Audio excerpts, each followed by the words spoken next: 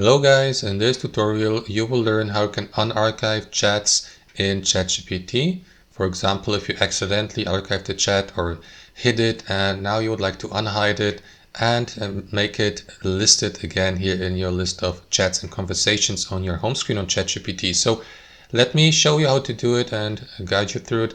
It is actually very simple. Head over to chatgpt.com and log into your account, and as previously mentioned, here on the left panel you will see all chats and conversations you have had so far with ChatGPT with the given account. And you may, for example, archive one of these chats or conversations if you don't want to see it listed here anymore by clicking on these three dots here and by selecting archive.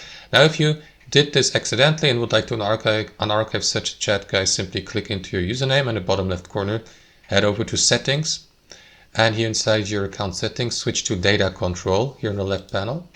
And after that, click into archived chats here to the right on manage to gain access to them. And here you will see a list of all archived chats. So let me, for instance, unarchive this one here by clicking on this button, unarchive conversation, and that is going to unarchive it and add it to your list of chats and conversations here on the left panel again.